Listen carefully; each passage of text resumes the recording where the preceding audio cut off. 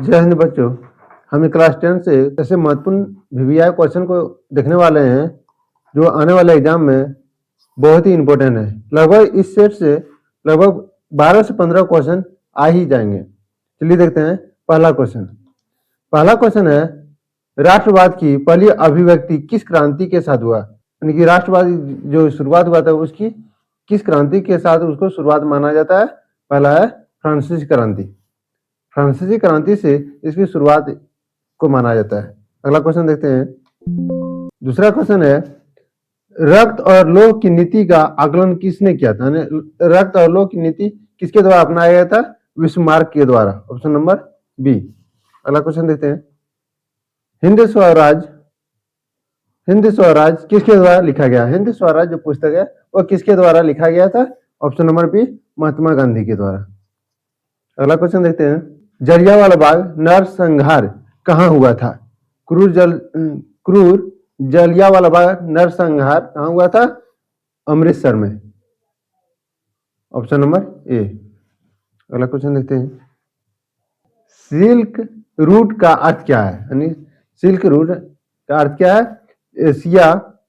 Asia को Europe और उत्तरी अमेरिका से जोड़ने वाले मार्गों का नेटवर्क, यानी कि जो रेशा या नील की खेती किया जाता है वो एशिया से यूरोप में उत्तरी अमेरिका को ले जाने के लिए मार्गों के माध्यम से उसको जोड़ने का काम करता था। अगला क्वेश्चन देखते हैं। आर्थिक महामंदी की शुरुआत कब हुई थी? आर्थिक महामंदी की शुरुआत कब से हुई थी? 1929 ईस्वी को आर्थिक महामंदी की शुरुआत हुई थी। भारत में पहला प्रिंटिंग प्रेस किस लोगों के द्वारा लगाया गया था? भारत में जो पहला प्रिंटिंग प्रेस पेपर जो आया था वह किसके द्वारा लाया गया था? पुर्तगालियों के द्वारा। ऑप्शन नंबर ए, पुर्तगालियों के द्वारा पहला प्रिंटिंग प्रेस लाया गया था, यानी लगवाया गया था। मोटे कपास का उत्पादन कई देशों में किया जाता था, लेकिन बेहतर किस्म कहाँ से आती थी? यानी जो कपास का जो खेती किया जाता था अलग अलग देशों में किया जाता था, लेकिन सबसे उच्च क्वालिटी का जो कपास होता है वो किस देश से उत्पादित किया जाता था? ऑप्शन नंबर बी, यानी कि भारत से। अगला क्वेश्चन देखते हैं। नंबर क्वेश्चन है, किस मिट्टी में लोह धातु की अधिकता होती है? यानी कौन सा मिट्टी है जिसमें लोहा की अधिक से अधिक मात्रा पाई जाती है? ऑप्शन नंबर सी, लेटेराइट मृदा में। अगला क्वेश्चन देखते हैं। बीज बचाओ आंदोलन क्या था? यानी बीज बचाओ आंदोलन क्या था? टिहरी के किसानों द्वारा बिना रासायनिक खाद के फसलों का उत्पादन करना, यानी कि प्राचीन समय में जो खेती बाड़ी किया जाता था वह रासायनिक खाद का यूज न करके औषधि खाद का यूज किया जाता था, जैसे गोबर, मलमूत्र आदि। अगला क्वेश्चन नंबर 11। सुनहरा रेशा किस फसल को कहा जाता है? जूट को कहा जाता है, लेकिन इसमें ऑप्शन सी लग गया, ये गलत है। जूट को सुनहरा रेशा कहा जाता है। चलिए दोस्तों देखते हैं 12 नंबर क्वेश्चन। भारत में जूट उत्पाद में किस राज्य का महत्वपूर्ण स्थान है? यानी भारत का कौन सा राज्य है जहाँ सबसे अधिक या उच्च क्वालिटी का जूट उत्पाद किया जाता है?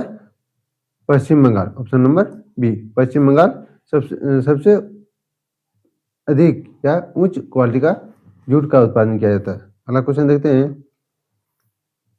सबसे लंबा राष्ट्रीय राजमार्ग कौन सा है? यानी भारत का सबसे लंबा राजमार्ग कौन सा है?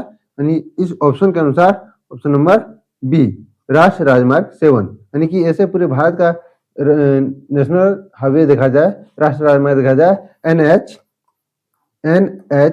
44 श्री जम्मू कश्मीर से लेकर कन्याकुमारी के बीच। अगला क्वेश्चन देखते हैं। श्रीलंका में बहुसंख्यक कौन थे? यानी श्रीलंका के लोग कौन सी भाषा सबसे अधिक मात्रा में बोली जाती थी? सिंगली भाषा। सिंगली भाषा सबसे अधिक मात्रा में बोली जाती थी श्रीलंका में। श्रीलंका की 3 मुख्य भाषाएं थी, सिंगली, तमिल और जर्मन, जो कि जर्मन भाषा के लोग बहुत ही कम मात्रा में थे, अल्पसंख्यक में थे, लगभग 1% के बराबर में। पोखरण भारत के किस राज्य में स्थित है? पोखरण भारत के किस राज्य में स्थित है? राजस्थान में। Option number A. अगला क्वेश्चन देखते हैं। संघ सूची, राज सूची और समवर्ती सूची का उल्लेख संविधान के किस अनुच्छेद में किया गया है? संघ सूची, राज सूची और समवर्ती सूची का उल्लेख संविधान के किस अनुच्छेद में किया गया? अनुच्छेद 7। Option number C. अगला क्वेश्चन लेते हैं। भारतीय समाज माना जाता है, यानी भारतीय समाज माना जाता है एक पितृ सत्तात्मक समाज, यानी कि कोई भी परिवार को चलाने के लिए जो कार्य किया था वो किसके अंतर्गत रहता है? पिता के अंतर्गत रहता है। इसलिए ऑप्शन नंबर बी, एक पितृ सत्तात्मक समाज के रूप में माना जाता है भारतीय समाज को। अगला क्वेश्चन देखते हैं। भारत किस प्रकार का राज्य है? भारत किस प्रकार का राज्य है? एक लोकतांत्रिक राज्य है। ऑप्शन नंबर एक लोकतांत्रिक राज्य है भारत। अगला क्वेश्चन देख लेते हैं। राजनीतिक दलों को मान्यता कौन देता है? यानी राजनीतिक जो दल होते हैं उसको वो किसके द्वारा मान्यता प्राप्त करती है? चुनाव आयोग के द्वारा। ऑप्शन नंबर ए, सॉरी यहाँ लिखा गया ऑप्शन नंबर ए, चुनाव आयोग के द्वारा राजनीतिक दलों को मान्यता देती है। इनमें से किस देश में एक दलीय शासन व्यवस्था है? चीन में एक ही शासन व्यवस्था, यानी कि केंद्र सरकार पूरे देश भर में राज्य करते हैं, यानी कि शासन व्यवस्था लागू करती है। अगला क्वेश्चन देखते हैं। भारत में लोकतंत्र की सफलता में क्या बाधा है? यानी भारत के जो लोकतंत्र है उसकी सफलता में वो सफल नहीं हो, उसका क्या क्या कारण हो सकते हैं? एक तो गरीबी की समस्या, मतदान का दुरुपयोग और अशिक्षित। इनमें से सभी। ऑप्शन नंबर डी इसका सही होगा, इनमें से सभी। अगला क्वेश्चन देख लेते हैं। भारत के किस राज्य की प्रति व्यक्ति आय कम है? यानी कौन सा राज्य है भारत का जहां एक व्यक्ति का इनकम प्रत्येक व्यक्ति का इनकम सबसे कम है? मध्य प्रदेश। मध्य प्रदेश की प्रति व्यक्ति आय बहुत ही कम है। अगला क्वेश्चन देख लेते हैं। रोजगार गारंटी अधिनियम कब लागू किया गया? रोजगार गारंटी अधिनियम 2005 को लागू किया गया। Option number A. अगला क्वेश्चन देख लेते हैं। अगला क्वेश्चन है। भारत में मुद्रा कौन जारी करता है? यानी भारत की जो करेंसी है वो किसके द्वारा जारी किया जाता है? आरबीआई के द्वारा। भारतीय रिजर्व बैंक के द्वारा भारत की मुद्रा जारी की जाती है। लेकिन 1 रुपए के जो सिक्के होते हैं वो किसके द्वारा जारी किए जाते हैं? वित्त मंत्री के द्वारा। और 2 या 2 से अधिक रुपए के जो सिक्के हैं वह आरबीआई के द्वारा ही जारी किए जाते हैं। अगला क्वेश्चन देखते हैं।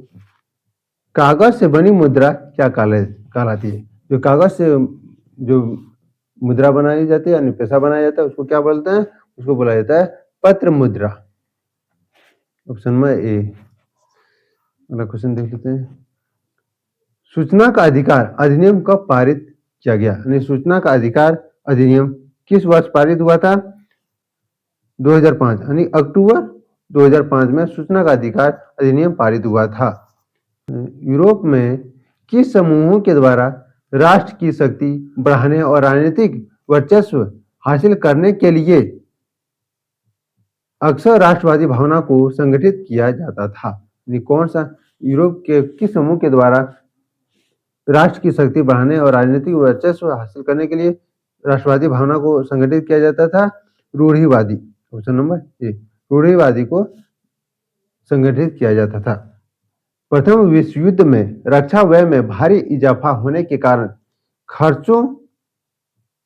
खर्चों की भरपाई के लिए निम्न में से क्या किया गया था? यानी कि जो प्रथम विश्व युद्ध हुआ था 1914 से 1918 के बीच, इसमें जो अधिक से अधिक खर्च हुआ था रक्षा व्यय में, उसके लिए इसकी भरपाई के लिए क्या किया गया था?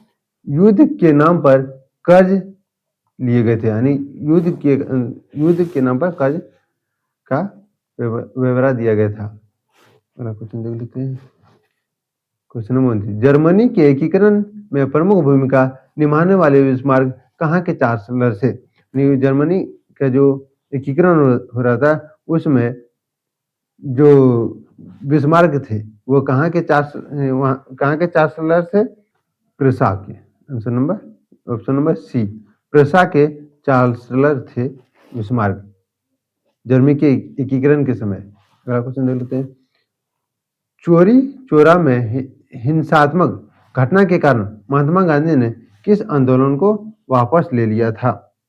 चोरी चोरा जो घटना हुआ उसमें महात्मा गांधी के द्वारा कौन सा आंदोलन वापस लिया गया था? असहयोग आंदोलन। ऑप्शन नंबर बी, असहयोग आंदोलन को वापस लिया गया था महात्मा गांधी के द्वारा। अगला क्वेश्चन। हाँ दोस्तों, हमने लगभग 30 क्वेश्चन हमने डिस्कस किया।